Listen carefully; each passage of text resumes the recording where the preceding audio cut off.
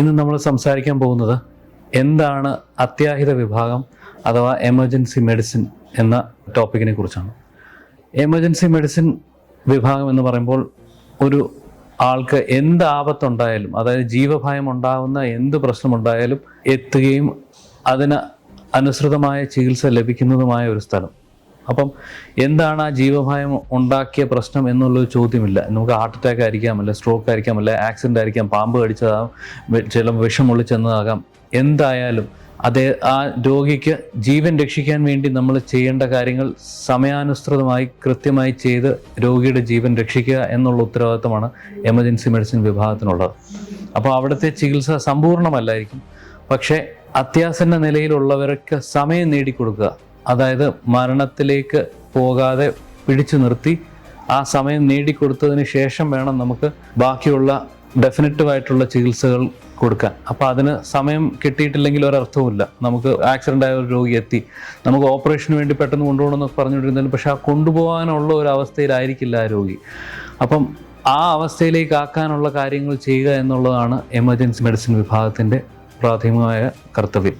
മരണത്തെ തടുത്തു നിർത്തുക. ഇന്ത്യയിൽ തന്നെ എമർജൻസി മെഡിസിൻ DNB കോഴ്സ് തുടങ്ങിയ ആദ്യത്തെ മെഡിക്കൽ കോളേജിൽ ഒരെണ്ണമാണ് Pushpagiri medical college. Pushpagiri medical college ഏറ്റവും നല്ലതാണ് ഭാരതത്തിൽ നിന്നൊക്കെ പറയുമ്പോൾ പലപ്പോഴും ഒരു വെറുതെ പറയാൻ വേണ്ടി പറയുന്നതാണ് നമുക്ക് തോന്നും. പക്ഷേ ഞങ്ങൾ സ്റ്റാറ്റിസ്റ്റിക്കലി ഡേറ്റയൊക്കെ വെച്ച് നോക്കുമ്പോഴും പുഷ്പഗിരി എമർജൻസിയിൽ അത്യാസന്ന നിലയിൽ എത്തുന്ന രോഗികളിൽ 99% മേലെ രോഗികൾ ചിലപ്പോൾ എമർജൻസിയിൽ 4-5 മണിക്കൂർ കിടന്ന് ചികിത്സ ലഭിക്കേണ്ടി വരും. അത്യാസന്ന നിലയിലാകുമ്പോൾ നമുക്ക് പല കാര്യങ്ങളും പെട്ടെന്ന് അവിടെ തന്നെ കൊടുക്കേണ്ടി വരും ചികിത്സ.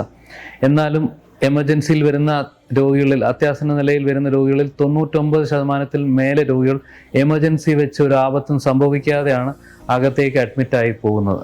പുഷ്പഗിരിയിലെ എമർജൻസി മെഡിസിൻ വിഭാഗത്തെക്കുറിച്ച് പലപ്പോഴും ഒരു കംപ്ലൈൻറ്റ് വരുന്നത് ചില രോഗികൾക്ക് ഡിലേ ഉണ്ടാകുന്നു എന്നുള്ളതാണ്. പക്ഷേ നമ്മുടെ ഈ എമർജൻസിയിൽ ട്രയാജ് സിസ്റ്റം സ്ട്രിക്ട്ലി ഫോളോ ചെയ്യുന്നൊരു എമർജൻസിയാണ്. കാരണം രോഗികൾ എമർജൻസിയിൽ എത്തുമ്പോൾ എല്ലാവർക്കും അവരവരുടെ അസുഖം എമർജൻസി ആയിട്ടായിരിക്കും. പക്ഷേ വൈദ്യശാസ്ത്രപരമായി എമർജൻസി ആയിട്ടുള്ള രോഗികളുണ്ട്. അതായത് ഇപ്പം ഹാർട്ട് അറ്റാക്ക് ഉള്ള, സ്ട്രോക്ക് ഉള്ള, അല്ലെങ്കിൽ തീവ്രമായ അണുബാധ ശരീരത്തെ ബാധിച്ചിട്ടുള്ള ആൾക്കാർ, അങ്ങനെയുള്ളവരെയൊക്കെ നമുക്ക് ആദ്യമേ തന്നെ തിരിച്ചറിഞ്ഞ് അവർക്ക് ഏറ്റവും കൂടുതൽ ശ്രദ്ധ തുടക്കം മുതലേ ലഭിക്കണം. അതിനുവേണ്ടിയാണ് ഈ ട്രയാജിങ് സിസ്റ്റം എന്ന് പറയുന്ന സിസ്റ്റം. അതിൽ നമ്മൾ രോഗികളെ കളർ കോഡ് ചെയ്യും. അതായത് റെഡ്, അതായത് പ്രയോറിറ്റി 1 ഏറ്റവും ശ്രദ്ധ വേണ്ട രോഗികൾ.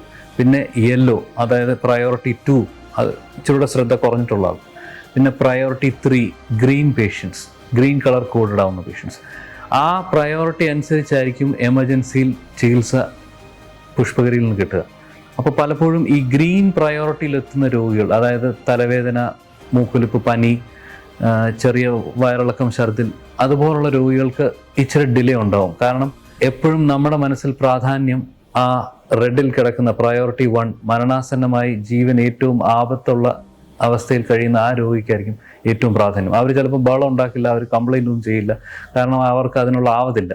അപ്പോൾ അവർക്ക് വേണ്ടി നമ്മൾ അവിടെ തന്നെ നിൽക്കുള്ളൂ. ബിക്കോസ് ഞങ്ങളൊരു 5 മിനിറ്റ് അവിടെ നിന്ന് മാറിയാലായിരിക്കും വലിയ ആപത്തിലേക്ക് അവർ പോകുന്നത്. അത് കാരണം നമ്മൾ ഗ്രീനിൽ കിടക്കുന്ന രോഗികൾക്ക് അത് കാരണം ബുദ്ധിമുട്ടുണ്ടാകും, അത് യാഥാർത്ഥ്യമാണ്. പക്ഷേ നമുക്ക് എല്ലാ രോഗിയും കാണാൻ ഒരു ഡോക്ടറും ഒരു നഴ്സും വെക്കാൻ അത് അസംഭവ്യമാണ്. അപ്പം ഈ ഒരു രീതിയാണ് വിദേശ രാജ്യങ്ങളിൽ ചെയ്യുന്നത്.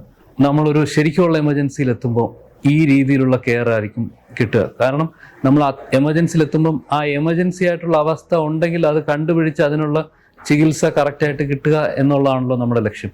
അത് നിങ്ങൾക്ക് പുഷ്പഗിരി എമർജൻസിയിൽ കൃത്യമായി ലഭിക്കും. ഞാൻ അതുകൊണ്ട് പുഷ്പഗിരി എമർജൻസി മെഡിസിനെ കുറിച്ച് പറയുമ്പോൾ നിങ്ങൾക്ക് എന്ത് അസുഖം ഉണ്ടെങ്കിലും പുഷ്പഗിരി എമർജൻസി മെഡിസിനിൽ വരൂ എന്ന് പറയില്ല. പക്ഷെ നിങ്ങളുടെ മനസ്സിനുള്ളിലൊരു ഭയം ഉണ്ടാക്കുന്ന ഒരു ബുദ്ധിമുട്ട് നിങ്ങൾക്കുണ്ട്. അതായത് നിങ്ങൾക്ക് ജീവഭയം ഉണ്ടായ എന്തോ ഒരു ബുദ്ധിമുട്ട് നിങ്ങൾക്ക് തോന്നായിട്ടുണ്ടെങ്കിൽ നിങ്ങൾ ഇവിടെ തന്നെ വരണം. നിങ്ങൾക്ക് ഏറ്റവും ബെസ്റ്റ് ചികിത്സ, നിങ്ങളുടെ ആ ജീവഭയം ഉണ്ടാക്കത്തക്ക വിധത്തിൽ നിങ്ങൾക്ക് എന്തെങ്കിലും ഉണ്ടെങ്കിൽ അതിന് ചെയ്യേണ്ട കാര്യങ്ങൾ എന്തൊക്കെയാണ്, നിങ്ങൾക്കൊരു ആപത്തുണ്ടാവുന്നെങ്കിൽ അതിനെ പിടിച്ചു നിർത്താൻ എല്ലാ രീതിയിലുള്ള കാര്യങ്ങളും പുഷ്പഗിരി എമർജൻസി മെഡിസിനിൽ ചെയ്യും.